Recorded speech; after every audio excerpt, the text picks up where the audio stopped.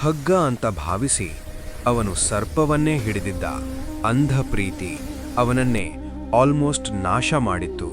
ಆದರೆ ಒಂದು ವಾಕ್ಯ ಒಬ್ಬನನ್ನು ಸಂಪೂರ್ಣವಾಗಿ ಒಡೆದು ಹಾಕಿ ಅವನೇ ಜಗತ್ತಿನ ಅತಿ ಮಹಾನ್ ಭಕ್ತ ಕವಿಗಳಲ್ಲಿ ಒಬ್ಬನಾಗಿ ಬದಲಾಯಿಸಿತು. ಇದು ಗೋಸ್ವಾಮಿ ತುಳಸೀದಾಸರ ಕಥೆ. ತುಳಸೀದಾಸರಿಗೆ ಮತ್ತು ಅವರ ಪತ್ನಿ ರತ್ನಾವಳಿಗೆ ತಾರಕ್ ಅನ್ನುವ ಒಬ್ಬ ಚಿಕ್ಕ ಮಗನಿದ್ದ. ದುರ್ಭಾಗ್ಯವಶಾತ್ ಆ ಮಗು ತುಂಬಾ ಚಿಕ್ಕ ವಯಸ್ಸಲ್ಲೇ ಈ ಲೋಕ ತೊರೆದ. ಆ ನೋವು ಸಹಿಸಿಕೊಳ್ಳಕ್ಕೆ ಆಗಲೇ ಇಲ್ಲ.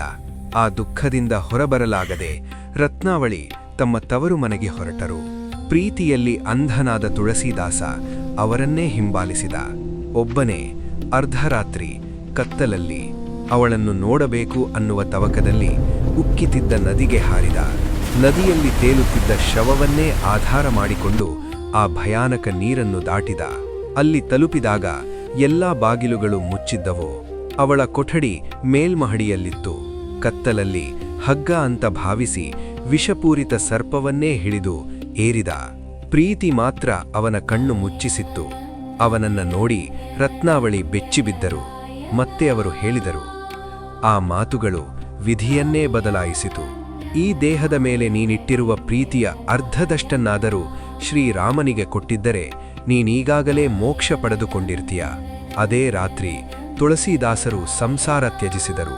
ಕಾಡುಗಳು, ಕ್ಷೇತ್ರಗಳು ಎಲ್ಲೆಲ್ಲೂ ಅಲೆದರು ರಾಮನ ಹುಡುಕಾಟದಲ್ಲಿ. ಒಂದು ದಿನ ರಾಮಕಥೆ ಕೇಳಲು ಪ್ರತಿದಿನ ಬರುವ ಒಬ್ಬ ವೃದ್ಧನನ್ನ ನೋಡಿದರು. ಆ ವೃದ್ಧ ಪೀಪಲ್ ಮರದೊಳಗೆ ಲೀನನಾದ. ತುಳಸೀದಾಸರಿಗೆ ಅರ್ಥವಾಯಿತು, ಅದು ಹನುಮಂತ. ಅವರ ಪಾದ ಹಿಡಿದು ಬೇಡಿಕೊಂಡರು, ನನ್ನನ್ನು ಬಿಡಬೇಡಿ, ರಾಮನ ದರ್ಶನ ಮಾಡಿಸುವ ತನಕ. ಹನುಮಂತರು ಮೃದುವಾಗಿ ಹೇಳಿದರು, ಚಿತ್ರಕೂಟಕ್ಕೆ ಹೋಗು. ರಾಮನವಮಿಯ ದಿನ 2 ಪ್ರಕಾಶಮಾನ ರಾಜಕುಮಾರರು ಬಂದು ಹೇಳಿದರು, ಬಾಬಾ ತಿಲಕ ಹಾಕಿ. ತುಳಸೀದಾಸರು ಹಾಕಿದರು. ಅವರು ಹೊರಟು ಹೋದರು.